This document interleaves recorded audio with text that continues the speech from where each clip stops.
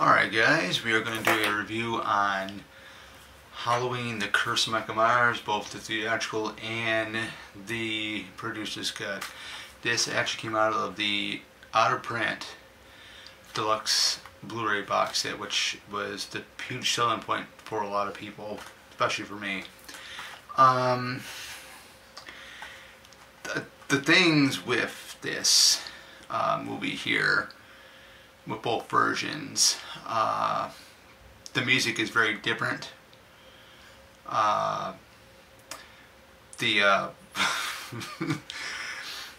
Just trying to think here, right here, with everything, but what I'm about ready to say is going to be blown out of this world, okay? Going to be out the door. The music for the theatrical version had like the rocker electric guitar riffs to it. I thought that was really good, really well done. In the producer's cut, they lean more towards the old-fashioned Halloween theme from mainly almost like John Carpenter's theme. The thing that I didn't like about this film, and I think a lot of fans might agree, is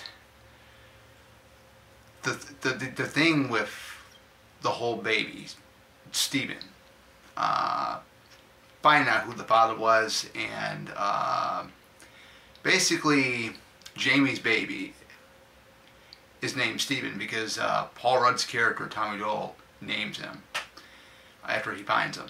So, at the bus station. So, I just can't not believe they went this route. But the thing that really gets me is that Michael Myers, he's going after family members, right? Killing them. Halloween 4 and 5, he's after Jamie Lloyd, his niece. So we get to this film here. Of course, we already know about the Man in Black was introduced in Halloween 5. He's back for Halloween 6. We know who he is in this film once he's revealed. There's a Curse of Thorn, there's a Thorn cult. So, the baby is actually Michael Myers' baby. Michael Myers impregnated his own niece. That is incest. So, that is the main problem I have with the film. But I can always look past that. The key thing what I look for is Donald Pleasence's final film. This is it. The theatrical version was good. He didn't have that many scenes. The producer's cut provides more scenes with Donald Pleasence, which was a huge selling point to me as to why I bought it. I've always loved Donald Pleasence since the very first Halloween. A lot of epic moments was like in Halloween 2, I shot him 6 times, and he's chasing after Ben Trimmer, who he thought was Michael Myers.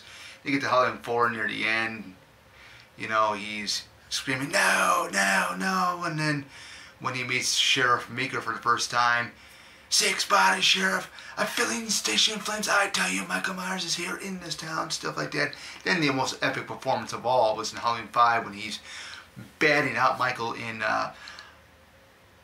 the Myers house with the chain linked net that he catches him up after he's shooting him with the tranquilizer darts. Then we get to this film, and you can tell Donald wasn't really that well. I mean, he came up, I believe it was heart surgery, and of course he's aged big time, and you know, his health wasn't really that great, but his performance in this one I really enjoyed. I mean, he was pretty much a standout besides Paul Rudd in the movie. And of course we got Kim Darby, the legendary Kim Darby, who acted on screen with John Wayne in the original True Grit. We get Marion Hagen, who plays Kara Strode. We get Devin Gardner, who plays Danny Strode. Keith Bogart, who plays what's his name in the film? Tim Strode. Then we got Bradford English as Mr. Strode. I'm trying to think what his name was in the film. They even remember his name, but we got the great George P. Wilbur as, you know, the Shape. Plus, of course, he gets replaced by Michael A. Lerner later on in the film. I would have to say the mask for Michael Myers in this film here was really, really awesome. I really like the mask. A lot of people give Halloween 5's mask hate. I actually love it. I think it's eerie. Halloween 4's was just as eerie as well. I just think, you know, when you don't get to see, you know, his eyes through the mask, but then you see, you know, he suffered from he's got the burns from the fire from the events of the second film. All that's incorporated with the scars. I'm glad they kept that in. I mean, he was very frightening, I think, in this film too as well. Now, the kills were great. I love the kills. I think the kill in in Smith's Grove when Michael goes after all the medical staff that are the cult of Thorn and just massacres them left and right in the operating room was phenomenal. I thought it was really well done. The reveal of the Man in Black, which was by shockingly one of Dr. Loomis's close colleagues and friend, Dr. Wynn. I thought that was excellent. Like I said, we didn't need a Man in Black. I wish they would have went to the basics with what they did with Halloween 4 and kept so and so on. That would have been a lot more better. But it is the Thorn trilogy. You know, if Dwight H. Little, the director of Halloween 4, would have directed Halloween 5 along with his crew member Alan B. McElroy, the writer, Halloween 5 would have been very, very different. But sadly we didn't get that version, which is kind of jaw-dropping. But, you know, I like Halloween 5 for what it is. It's not that great of a film, but I really love Don Shanks as Michael Myers in that film. Anyway, but now, since I went over a little bit of a rant, a little bit of off-page with the topic here, but alright, Halloween Curse of Michael Myers. Which version is better, the producer's cut or the theatrical version? I like both. The main reason why I like the producer's cut more is because you got more of Donald Pleasence. That's the main reason. If anybody's ever seen Halloween the Curse of Michael Myers, the theatrical version, and you're wondering near the end why Dr. Loomis is screaming, it's like he's being killed. You do find out in the producer's cut as to why he is screaming like he's, you know, dying. It explains that, which I thought was really, really unique, and the ending is very, very different. So, however, I do like the music more in the theatrical version of The Curse of Michael Myers. I think it's well done. The Jamie Lloyd death and the theatrical versus the Bruce cut, both versions are very, very different. The theatrical, you know, she gets killed with the barn instruments instantly. You get in producer's cut, she gets stabbed with a knife, she survives, and she's in the hospital basically fighting to survive. She is stable. Then the Man in Black has her executed with a gun with a silencer on it, shoots her point blank in the head, and that was it.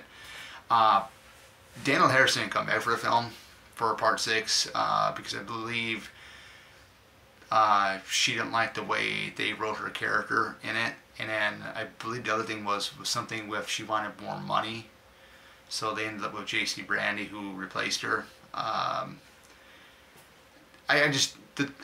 don't like when they go ahead and they do that, and they did it in Nightmare on Elm Street 4 with Kristen, who was originally played by Patricia Arquette. They replaced her Tuesday Night. Just wasn't feeling it there with that Elm Street, the Dream Master. When they did that, it's just hard, you know, when you take a character and then the actor actually playing that character for one movie or so, and then it gets replaced or whatnot. It just doesn't match up. But You can tell with, speaking of that, you can tell between George P. Wilbur and Michael A. Lerner, the body structures are different. I mean, you can actually tell with Michael, you just can tell when you see George P. Wilbur, if you're familiar with Halloween 4, you can tell his walking, his stance, his body structure versus Michael A. Lerner's. Because Michael A. Lerner, you can plain as tell that was Michael A. Lerner in the Smith's Grove scenes near the finale. That was all him. That was not George P. Wilbur, which I didn't know that at the time until I did some research. And I actually met George P. Wilbur at Flashback Weekend quite a few years ago, and I had asked him about the producer's cut, was that him entirely in the producer's cut? And he says no, there was a dispute between him and the director and whatnot. And I thought that was really, really interesting. And overall, I mean, I loved meeting him. I thought he was a great guy. Just one of my favorite Michael Myers of all time. So yeah, what can we say? The Barry Sims character, kind of a self-centered, low-life, no good SOB type of character that just doesn't give a shit about anybody, I loved his death scene. I loved, man, because this guy was a jerk left and right, and of course, what he was putting on a show out there at the Haddonfield campus, and of course you got Beth and Tim Strode there, and Tim Strode didn't even know nothing about the house that he's living in was Michael Myers' childhood home, and that really freaked him out. So that, I mean, that would basically freak anybody out. I know, probably me as well. But yeah, I mean, overall, if I had to rate this movie with both versions to conclude this film, I would say I would watch the theatrical version because I love the music, the musical score for it, especially near the end when you got Tommy, Kara, Danny, and baby Steven in Tommy's Jeep, and they're sitting outside after the aftermath of what happened at Smith's Grove, and Tommy says to Dr. Loomis, "Come with us." And Loomis says, "No, I got a little bit more business to attend here." The music for that scene right there, I just love. And after they pull away, I just love it. And then it pans out into, the little like warehouse area in Smith's Grove where it pans down with the chains, and then you see Michael's mask laying on the floor. And that's when you hear Loomis just scream like he's getting killed. The producer's cut I like a lot more because it shows you why Loomis is screaming. I thought that was really, really unique. How they did that, I don't want to spoil any more near the end of the producer's cut, because if you guys get a chance to see it, it's a must to see. It looks great, digitally mastered, just awesome. I remember seeing the bootleg stuff on the internet, but overall, I mean, I enjoyed it. The only gripe I have about it is the whole Michael impregnating his own niece. That's the only thing I have a complaint about. But other than that, it's a great movie, a great Halloween movie. I actually watched it during my 31 Days of Horror. And what more can I say?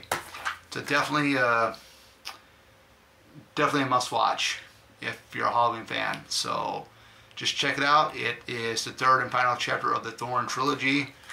Who knows? Maybe we might get a representation of the Jamie Lloyd character like they did with Laurie Strode with the David Gordon Green Halloweens. Maybe we might get something like that in years to come. We'll have to wait and see what happens. So this is it, guys. Take care and have a great Saturday night.